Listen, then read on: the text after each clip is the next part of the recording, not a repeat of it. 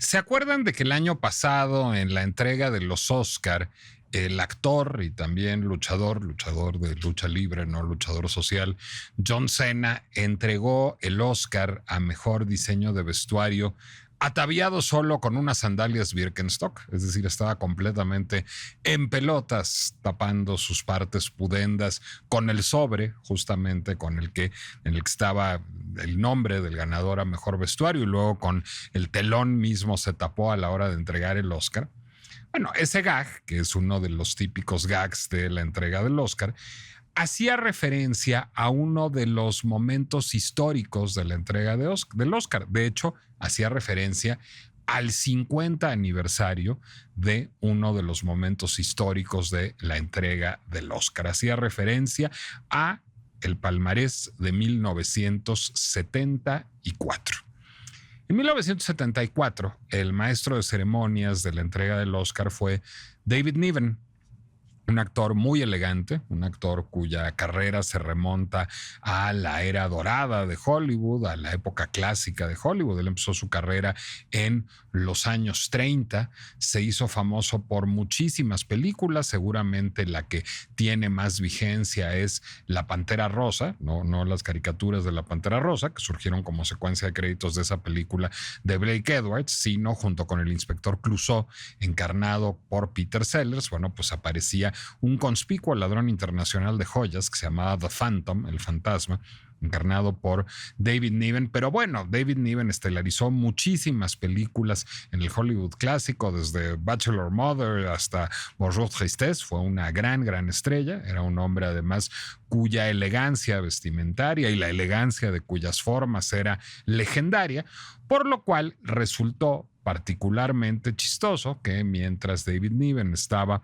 anunciando al siguiente presentador de un Oscar en aquel 1974, de pronto pasó atrás de él, así como echando una carrerita, un tipo barbudo, de pelo largo, completamente en pelotas, haciendo el signo de paz.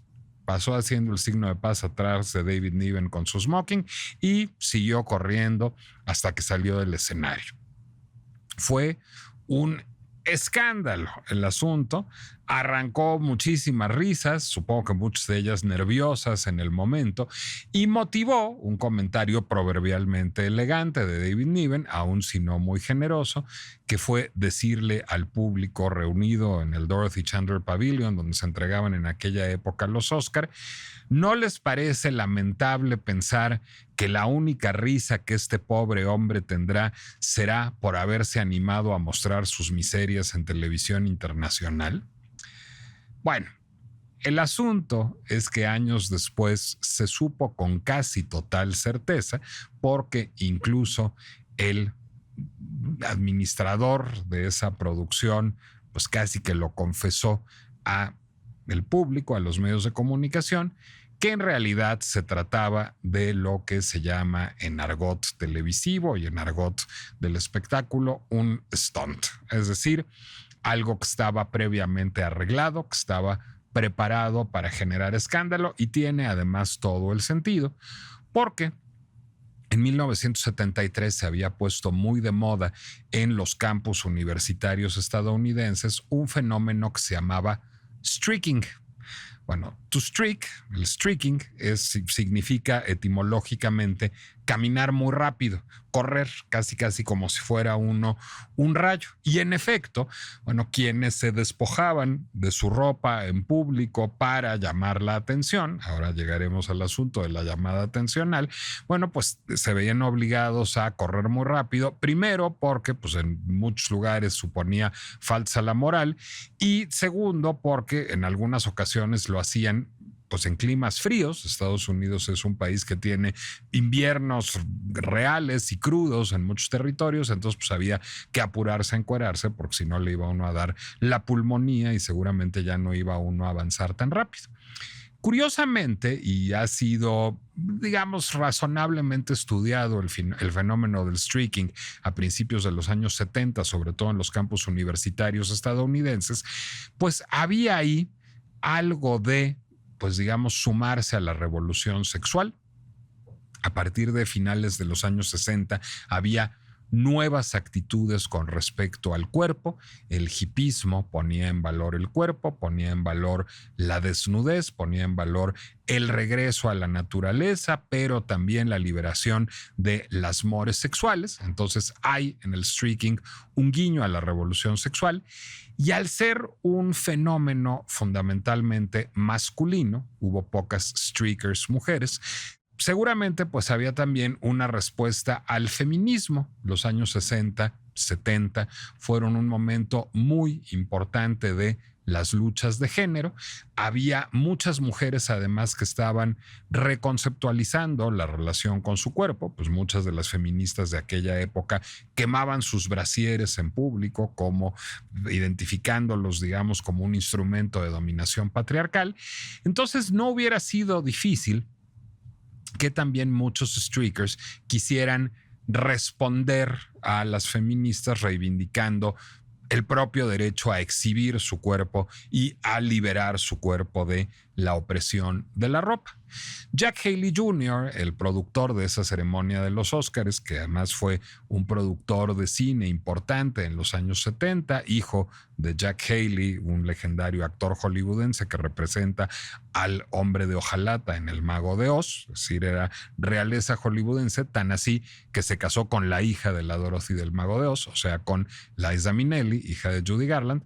Bueno, Jack Haley Jr. era un productor muy exitoso en aquella época y era un productor que tenía un mandato televisivo de elevar los índices de audiencia. Ya los Oscar acusaban bajo rating, el eterno problema de los bajos ratings de los Oscars desde aquel entonces. Entonces, muy probablemente lo que sucedió es que Jack Haley evaluó el zeitgeist y dijo, esto del streaking está de moda, como que ahora le dan mucha pelota los noticiarios, los periódicos a este fenómeno de la gente que se encuera en los campus universitarios. No sería pues una puntadaza que de pronto apareciera el elegantísimo David Niven con su smoking y apareciera un encuerado atrás haciendo el signo de paz. Y en efecto, eso elevó los índices de audiencia de los Oscar, elevó su relevancia cultural y algunos años después el administrador de esa producción de la entrega de los Oscar, pues sí, empezó a revelar que él había detectado durante el ensayo general de esa entrega algo raro, que de hecho David Niven le había pedido prestada a su esposa, que estaba presente en el ensayo, a la esposa del administrador, una pluma para hacer una anotacioncita en el guión justo en ese momento y que él detectó que había, digamos, como varias liberaciones de restricciones de seguridad que terminaron haciendo que este hombre presuntamente se hiciera pasar por periodista, pero estaba probablemente previamente arreglado con Jack Haley Jr. para ingresar a el Dorothy Chandler Pavilion, a las bambalinas, despojarse de su ropa y, pues digamos, encuerarse, striquear en televisión nacional. Y estuve pensando mucho, digamos, en el personaje porque me recordó mucho una escena reciente, la escena de Johnson Wen, el hombre que acaba de pues abalanzarse sobre Ariana Grande en una premiere de la película Wicked, de la segunda parte de la película Wicked en Singapur. ¿Por qué? Porque curiosamente también aquí tenemos el fenómeno de, ahora se dice viralidad, en aquella época no existía esa palabra, pero digamos de una notoriedad global de una persona que se hace notoria simplemente por irrumpir en donde no está siendo bienvenida, en donde no ha sido llamada para hacer un escándalo. Sin embargo, hay una diferencia fundamental entre Johnson Wen, que es el nombre de este presunto fan que irrumpió para abalanzarse sobre Ariana Grande en la premiere de la segunda parte de Wicked, de Robert Oppel, que fue aquel streaker de 1974 de los Oscars. Robert Oppel era un fotógrafo con una larga y respetable carrera fotográfica trabajando para distintos medios de comunicación. Después fue un galerista. Y a pesar de que él no era gay, es un galerista que se volvió clave, digamos, en la historia de el arte gay en los Estados Unidos, porque su galería de arte fue la primera galería que exhibió obra tanto de Robert Mapplethorpe como de Tom of Finland, dos artistas clave, digamos, de la escena gay. El primero fotógrafo, que hizo muchas fotos que no necesariamente son homoeróticas, pero muchas que sí, y Tom of Finland, sí, un ilustrador claramente homoerótico. Bueno, pues no hubieran sido exhibidos en Estados Unidos de no haber sido por Robert Oppel. Lo que de alguna manera también refuerza la hipótesis de que esto hubiera sido arreglado, de que probablemente Jack Haley y Robert Oppel se hubieran conocido socialmente y a Robert Oppel le hubiera parecido una buena puntada y o un buen negocio, que a lo mejor seguramente le pagaron, a ayudar a Haley a llamar la atención hacia una entrega de los Oscars. La lógica de este episodio, del episodio de Robert Oppel, un fotógrafo, un galerista, prestándose a un gag que se finge como no planeado, pero está planeado para llamar la atención a la entrega de los Oscar, es una anécdota muy siglo XXera. Es una anécdota muy de la época de los medios masivos de comunicación, de la época de la industria del chisme, de la época de los periódicos tabloides, y sigue la lógica mediática al pie del cañón. Pero ¿qué hay con este personaje que se llama Johnson Wen? Que no se le conoce oficio ni beneficio, que no parece haberse puesto de acuerdo con la producción de Wicked. De hecho, acaba de purgar una condena de 9 días en una cárcel en Singapur y tiene ahora una prohibición de volver al país por querer, digamos, llamar la atención de una manera no demasiado distinta a la de Robert Oppel en 1974. Johnson Wen no es una persona particularmente fascinante. No les diré que lo sigo en Instagram porque si no me atrevería a semejante cosa, pero ya me metí a stalkear, stalkeador que stalkea stalkeador tendrá 100 años de perdón, a Johnson Wen en Instagram, y pues la verdad no es poderosamente interesante lo que se ve ahí. Lo que se ve ahí es un niño menso que tiene una veintena de videitos que se ve que le toma algún amigo con el teléfono. En algunos se sube a bailar mal a las mesas de un food court de un centro comercial y de hecho lo repite 2 o 3 veces a lo largo de su feed. En algún otro lo que lo vemos es pues hacer un poco lo mismo en el metro de, suponemos, su ciudad de residencia. Se pone a bailar, la gente lo ve con extrañeza. Un tipo que se quitó una chancla en el metro, lo que no es de la mejor educación, pero es otra historia, pues aparta la chancla para que no se tropiece este niño bailando ahí en los pasillos del metro. No baila bien, o sea, no es que sea en realidad un MC de hip hop o un bailarín de danza contemporánea en potencia que está buscando visibilizar, sino está buscando, pues básicamente llamar la atención. Y de pues estos videitos disque chistosones pasó a irrumpir en justas deportivas cada vez más importantes, llegando incluso al final del Mundial de Fútbol Femenil o a una de las competencias de los Juegos Olímpicos, si no me equivoco, de París. Y de ahí a irrumpir en el escenario en conciertos de los Chainsmokers, luego de The Weeknd, luego de Katy Perry y ahora en esta premiere de Ariana Grande. ¿Por qué hace esto este hombre? ¿Qué revela Johnson Wen de lo que es la celebridad en el siglo XXI? ¿Cuál es la pinche complejidad de ser fan y más aún de ser troll en el siglo XXI?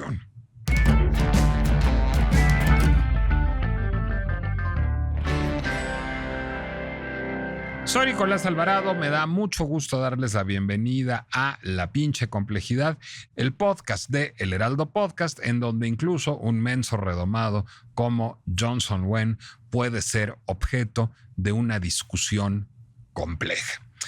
A ver, primero porque Johnson Wen ejemplifica muy bien un fenómeno que nosotros creemos contemporáneo, un fenómeno que nosotros creemos que comienza con las Kardashian, pero no es cierto, que es el fenómeno de la gente que es famosa por ser famosa, de la gente que no es célebre por su trabajo, sino que es célebre pues simplemente por ser quien es. Por fortuna, existe un libro que les recomiendo muchísimo que se llama The Psychology of Celebrity, la psicología de la celebridad, de una psicóloga que se llama Gail Stever, que identifica a la primera persona que fue famosa solo por ser famosa en el siglo XIX, a finales del siglo XIX, y que afirma que esta persona fue Oscar Wilde. Ah, caray, me van a decir ustedes, pero Oscar Wilde pues fue un gran escritor. Oscar Wilde fue el autor del retrato de Dorian Gray, del abanico de Lady Windermere, de Un marido ideal, del crimen de Lord Arthur Savile. Pues ¿cómo que famoso por ser famoso? Pues luego fue además un mártir público, fue una víctima de un sistema político y jurídico, judicial, homofóbico.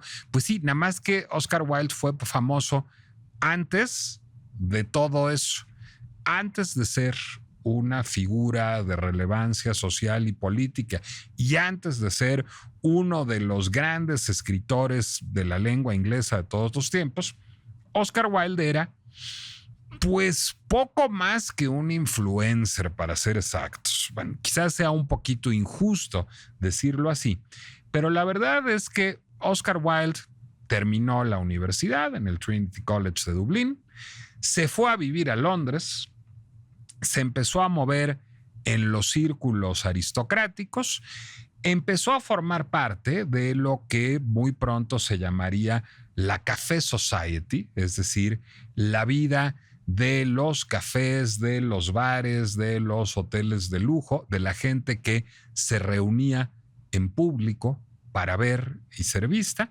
Se empezó a vestir de manera muy extravagante, con levitas de terciopelo, con brocados, con foulars, con flores, con claveles verdes. Se volvió un dandy. El dandismo era un fenómeno que había cobrado moda en la Inglaterra y la Francia del siglo XIX. Beau Brummel, el dandy paradigmático, pues había conocido su esplendor algunos pocos años antes en Londres. La novela paradigmática del dandismo, Contra Natura o A Rebours, de Joris Karl Huysmans, se había publicado pocos años antes en París. Y entonces, pues lo que hace Oscar Wilde es convertirse en un dandy. Y este dandy publica algún libro de poemas, y este libro de poemas tira creo que 700 ejemplares y vende 500, es decir, no era un escritor laureado. Sin embargo, era una figura tan popular en el Londres de principios de la década de 1880 que un promotor tiene la peregrina idea de exportarlo, es decir, de llevarlo a Estados Unidos a dar una gira de conferencias sobre estética, fundamentalmente. Wilde hablaba muy bien, era muy divertido, era un hombre muy culto, pero la verdad no era un autor celebrado, es decir, no era alguien que tuviera, digamos, méritos profesionales suficientes para hacer una gira de conferencias a los Estados Unidos. Y sin embargo, famoso por ser famoso, famoso por cómo se vestía, por los lugares que frecuentaba, por los apotegmas ingeniosísimos que profería y que eran reportados en las columnas de chismes, se consiguió esta gira de conferencias a Estados Unidos. Regresó como una gran estrella y regresó ya a escribir en serio. El Wilde escritor publica justamente El Príncipe Feliz, el primero de sus relatos importantes, en 1889, y ahí tendrá una década de enorme productividad literaria con todos los argumentos del mundo para justificar su celebridad. Pero la verdad es que Wilde fue famoso antes de ser relevante. Yo no estoy necesariamente de acuerdo con la autora, no estoy necesariamente de acuerdo con Gail Stever en que Oscar Wilde haya sido la primera celebridad famosa por ser famosa, pero sí una de las primeras. ¿Por qué no estoy de acuerdo con ella? Porque ya existían en aquella Europa del siglo XIX lo que la sociedad francesa, sobre todo, y la literatura de aquellas épocas llamaban las demi-mondaines, es decir, las mundanas o medio mundanas, así se les conocía, porque pues, no necesariamente se movían en los círculos más aristocráticos, que eran cortesanas, eran mujeres que derivaban su sustento en términos muy lujosos de ser mantenidas por hombres poderosos y cuyas proezas amorosas eran referidas en las columnas de chismes, en las primeras columnas de chismes de publicaciones frívolas como el Gil Blas, que era uno de esos periódicos franceses que se ocupaban de ese tipo de asuntos, o como el Tatler, la revista de sociedad británica que existe a la fecha, nació más o menos en aquella época ocupándose de ese tipo de personajes como por ejemplo Liane de Pougy, que inspiraría al personaje de Liane d'Excelmans en La Gigi de Colette. Si ustedes leen la novela de Colette Gigi o si ven la película de Vincente Minnelli con Leslie Caron y Louis Jourdan y Maurice Chevalier basada en esa novela, verán que existía este mundo en donde pues se hablaba de los amoríos que tenían hombres y mujeres de la alta sociedad francesa que pues simplemente o tenían dinero porque lo habían heredado o tenían dinero porque tenían un galán que las mantenía, pero que no hacían verdaderamente nada. Y si nos vamos más allá, pues las primeras celebridades famosas por ser famosas, pues fueron la aristocracia, es decir, la realeza y la corte. Creo que Sofía Coppola lo dibuja muy bien en su María Antonieta, en donde dibuja a María Antonieta de Austria, la reina esposa de Luis XVI, pues básicamente como una influencer, porque eso era en gran medida. Era gente que era famosa por ser famosa. Ahora escuchaba yo recientemente un podcast que me pareció extraordinariamente divertido y que se llama Sounds Like a Cult, que lo que busca es analizar distintos fenómenos sociales de nuestro tiempo y ver si funcionan como un culto, una secta o no. Y una de las conductoras decía que pues ella siempre ha concebido a la realeza británica pues como los Kardashian de allá, nada más elegantes y con corona. Tiene razón en buena medida, es decir, no es gente que realmente sea muy productiva, es gente que es famosa por ser famosa. De esa gente siempre hubo gente que salía en las revistas de sociales, siempre hubo gente que poblaba las páginas de Hola o las páginas de Us Weekly y cuya celebridad coexistía con la celebridad de la gente que sí era famosa por su trabajo, las celebridades del show business, es decir, actores, cantantes, bailarines, las celebridades del deporte y las figuras públicas como políticos, escritores, etcétera. Pero siempre hubo un componente de personas famosas por ser famosas. ¿Por qué es famosa Isabel Preisler? Por ser famosa. ¿Por qué fue famosa antes de eso Barbara Hutton? Por ser rica y famosa. Pero no es que fueran famosas por haber hecho algo que concitara la admiración del público. ¿Cuál es la gran diferencia de una persona como Johnson Wen? Bueno, el asunto es que todas las personas a las que he mencionado, de María Antonieta de Austria a Liane de Pougy, pues eran personas que provenían de entornos privilegiados y cuyos entornos privilegiados les garantizaban los reflectores y la posibilidad de hacer soñar. La gente quería ser como la reina, como la cortesana, como el aristócrata que se movía en los cafés de la alta sociedad británica, profiriendo apotegmas y luciendo claveles verdes. El asunto es que el ser famoso por ser famoso estaba reservado a una élite hasta hace muy poquito. Es decir, si Paris Hilton fue porque su abuelo fundó una cadena de hoteles. Y si Nicole Richie fue porque su papá, el hombre que la adoptó y la hizo su hija, era un cantante famoso. Y incluso si las Kardashian son las Kardashian, pues es porque el fundador de esa dinastía fue abogado de O.J. Simpson y de muchas otras estrellas hollywoodenses. Es decir, el juego de la fama por la fama estaba reservado solo a una élite. ¿Qué transformó eso? Eso lo transformaron las redes sociales. Es decir, a partir de su advenimiento a principios del siglo XXI, las redes sociales transforman el ecosistema de la fama, el ecosistema de la celebridad, porque crean la figura del influencer. Los influencers originalmente eran influencers de algo. ¿Se acuerdan ustedes de Yuya? A lo mejor, bueno, Yuya era una influencer de maquillaje. Ella daba tips de maquillaje, se dejaba patrocinar por marcas y finalmente terminó desarrollando su propia línea de maquillaje a partir de esto. Sin embargo, en paralelo hay una tradición de gente que no necesariamente es un influencer de algo.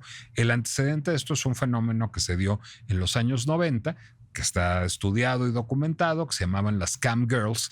Las cam girls, de camera y girls, o sea, chicas que vivían a cuadro, que vivían a cámara, pues no es que buscaran ser particularmente seductoras, es decir, no había porno ni soft ni hardcore en la ecuación, no es que buscaran vender un producto, sino lo que hacían era llamar al público a compartir su vida. Era una extensión lógica de la lógica del reality show.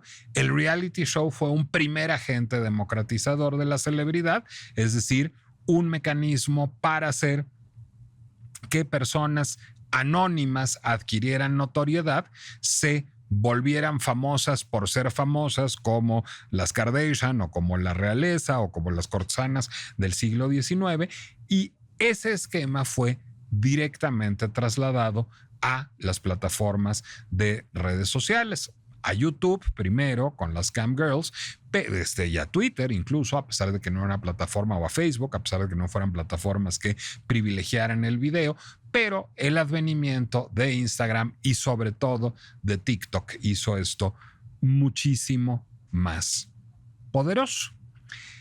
¿Qué sucede ahí? Bueno, lo que sucede ahí también es que empieza a haber una transformación de la celebridad.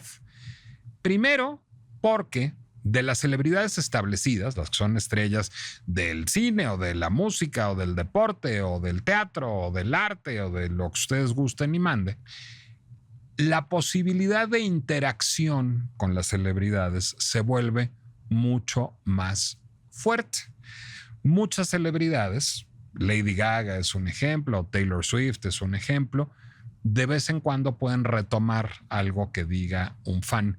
De vez en cuando pueden hacer respuestas individuales o colectivas a los fans. Y entre menos global y hegemónica sea la celebridad, más frecuentemente responderá a los comentarios de sus seguidores, de sus fans, e interactuará con ellos. La celebridad de pronto se volvió alcanzable, se volvió alguien a quien le podemos decir algo, a quien le podemos escribir, y cabe la posibilidad de una interacción más o menos inmediata con ella. En los años 20, 30, 40, es decir, cuando se está consolidando el Star System en Hollywood, bueno, pues uno podía, como Judy Garland en una película que la hizo famosa, que se llama Broadway Melody of 1938, ahí está muy conocida la escena en que Judy Garland le canta a Clark Gable You Made Me Love You, en una secuencia en donde le está escribiendo una carta de fan. Y pues esa carta se ponía en papel y se mandaba en un sobre y a ver si le llegaba o no. Y ese fenómeno duró muchísimos años. Muchos recordarán también esta canción de Eminem que fue tan famosa y que usa un sampleo de Thank You de Dido que se llama Stan.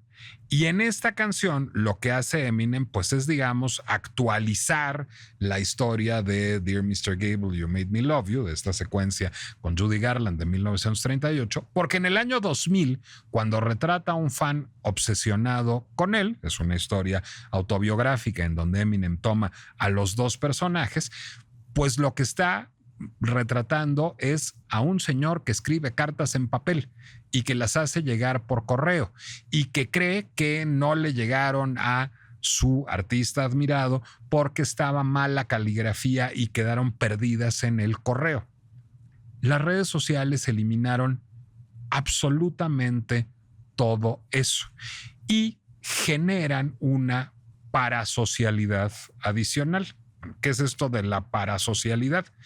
Pues la relación de cualquier fan con cualquier persona a la que admire es una relación parasocial. Y no se asusten, ustedes tienen relaciones parasociales y yo también. ¿Por qué? Porque estamos pensando en personas que no piensan en nosotros. Si yo admiro a un actor, a un cantante, a un bailarín, a un futbolista, a un beisbolista, pues yo le estoy dedicando mucho espacio mental y estoy siguiendo lo que está haciendo y esa persona pues ni en la tierra me hace. Eso es una relación parasocial por definición y no está mal. De hecho, a muchas personas que incluso desarrollan relaciones parasociales con personajes de ficción, les puede llegar a ser bien. Hay muchos casos de personas, de niños sobre todo, que tienen problemas de sociabilidad, a los que, o que son buleados, a los que tener una relación con el mundo de Harry Potter, por ejemplo, les puede resultar extraordinariamente beneficioso. Esas relaciones parasociales pueden volverse obsesivas.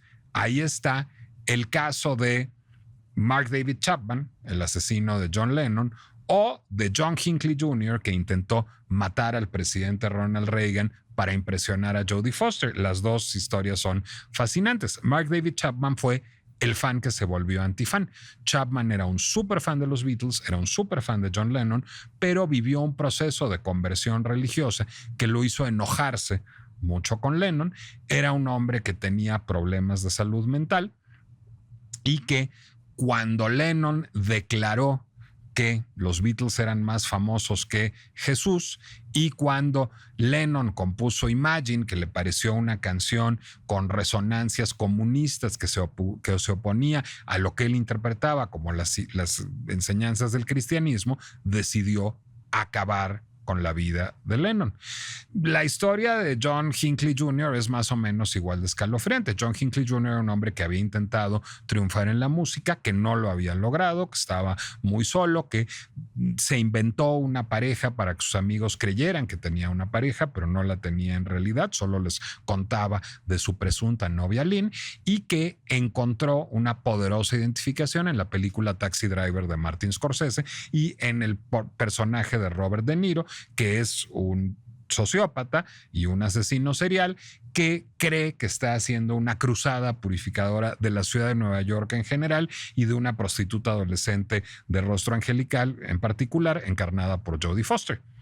Esto llevó a John Hinckley Jr. a creer que estaba enamorado de Jodie Foster y a querer asesinar al presidente de Estados Unidos, a Ronald Reagan, para impresionarla, para que viera hasta dónde estaba dispuesto a llegar por su amor. Bueno, ahí hay relaciones parasociales que resultan patológicas. Pero incluso estas relaciones son relaciones de fans. Hay muchas películas que documentan a los fans que tienen problemas de salud mental y que sustituyen su vida afectiva por estas relaciones parasociales. Hay una película de principios de los 80 muy famosa con Lauren Bacall, que es divertida, diría yo, es una curiosidad camp, que se llama The Fan, que ilustra muy bien esto. Y probablemente la más famosa de las películas que ilustre esto sea Misery, esta película en donde Kathy Bates es la fan del infierno, que termina secuestrando a su escritor favorito, que es Albert Brooks, basada en una novela de Stephen King. En estos fenómenos hay fanatismo, y de hecho la etimología de fan es fanático, y el fanático es el que tiene una devoción obsesiva por algo o por alguien. El asunto de Johnson Wen, de este hombre que le saltó encima a Ariana Grande y antes a Katy Perry y antes a The Weeknd y antes a los Chainsmokers y antes a toda suerte de deportistas, jugadores de fútbol, de cricket, maratonistas, etcétera, no es un fenómeno de fanatismo ni es un fenómeno de patología parasocial, aunque curiosamente sí es un fenómeno que está ligado con la celebridad. A priori, viendo el comportamiento de este hombre, viendo también lo que publica en sus redes sociales, pareciera que a él lo único que le interesa de las celebridades es utilizarlas para llamar la atención hacia sí mismo. Él en todos sus posts en Instagram se identifica de una de dos maneras. Se identifica como The Final Boss, el jefe final, y ahora hablaré de eso, o como The Main Character, el personaje principal, y esa se explica sola. The Final Boss es una referencia al mundo de los videojuegos. En los juegos de rol, en los RPGs, siempre hay un jefe del nivel, un monstruo final al que hay que derrotar, al que tiene que derrotar Sonic o Mario o Link, y ese es el jefe final. Él se asume el jefe final, es decir, se asume un villano, se asume el que controla todo el universo desde la villanía. Eso es lo que significa el identificarse como The Final Boss. Es decir, se coloca en una posición de poder no necesariamente beneficiosa. O The Main Character, el personaje principal. Y lo es en sus videitos muy modestos de sus primeras incursiones en Instagram. Es decir, se trepa a una mesa en un food court de un centro comercial o se pone a bailar vestido y peinado de manera más o menos extravagante en un vagón de metro porque quiere ser el personaje principal, porque quiere acceder a la celebridad. ¿A qué celebridad? A la que sea. No importa. Es decir, es, en cierto sentido, un hijo de las Kardashian, o de la realeza, o de Liane de Pougy, o de Oscar Wilde antes de escribir El Príncipe Feliz. Es decir, es alguien que quiere acceder a la notoriedad porque la notoriedad genera emblemas de poder. El asunto es que seguramente en el siglo XIX o XX había mucha gente que quería eso, nada más que era muy difícil acceder a ello. ¿Qué democratizó esto? Lo democratizó primero las redes sociales. Las redes sociales dan una pantalla, dan una ventana para ser visto por todo el mundo y a partir de esto cobrar esta presunta relevancia. Pero, ¿qué le faltaba a este personaje? Le faltaba un driver de tráfico, porque no todo lo que uno publica en redes sociales genera automáticamente la atención del mundo. Construir una huella en redes sociales implica mucho trabajo e implica, sobre todo, primero, lo sabré yo que lo he hecho y mucha gente lo ha hecho, pues publicar cosas que generen engagement y que activen el algoritmo y que llamen la atención de gente y que la gente quiera seguir cuando se lo topa en una red social. ¿Cómo se logra eso rápido? Se logra eso rápido generando una noticia. ¿Cómo se genera una noticia? Asociándose a una celebridad. ¿A qué celebridad? La que sea. ¿Qué tienen en común las futbolistas profesionales mujeres, los jugadores de cricket británicos, Katy Perry, The Weeknd, los Chainsmokers y Ariana Grande, nada salvo que tienen la centralidad de la mirada. Nada salvo que son célebres. Y se entiende perfectamente que haya pasado este hombre de el mundo de las justas deportivas al mundo de los conciertos, diré primero de rock y luego de pop, y eso también se explica porque lo que estaba era persiguiendo cada vez celebridades más grandes. Los Chainsmokers son una banda indie.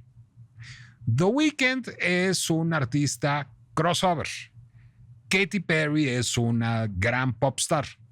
Ariana Grande, además de una gran popstar, es una estrella de cine.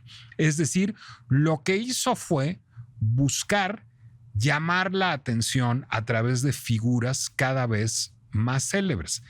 ¿Qué quería hacer con esas figuras? Quería estar cerca de esas figuras, quería que esas figuras se enamoraran de él, lo vieran, lo reconocieran. Para nada.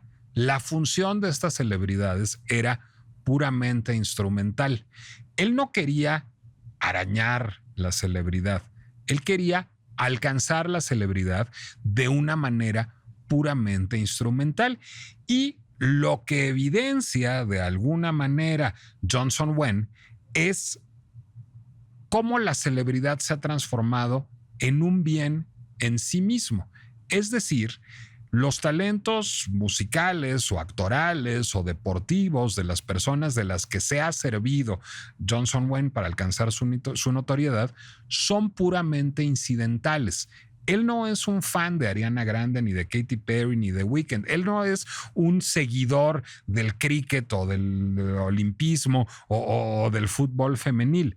Él es alguien que está ávido de atención, que quiere ser famoso por ser famoso, un poco siguiendo la profecía autodestructiva de Andy Warhol de los 15 minutos, pero sobre todo siguiendo el modelo de la celebridad contemporánea motivada por las redes sociales.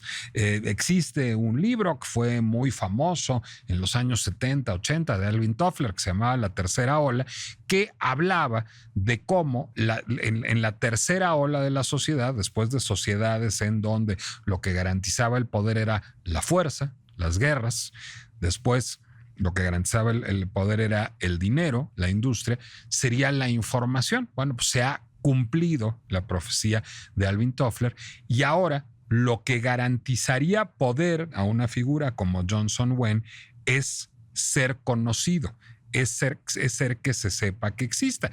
Y el que esté aquí, un señor mexicano de 50 años que no lo va a seguir en Instagram, dedicándole un podcast de casi una hora a hablar sobre él, valida su hipótesis. Vivimos en una economía de la celebridad, era de la sociedad del espectáculo que bien describía Guy Debord, y efectivamente nuestra concepción de la celebridad es puramente instrumental. Hoy, si atendemos incluso a gente que cante o que juegue deportes o que actúe o que haga política o que escriba libros, es menos por esos partidos, esas películas, esas canciones que simplemente porque son famosos y porque eso garantiza ojos, lo cual no deja de ser preocupante.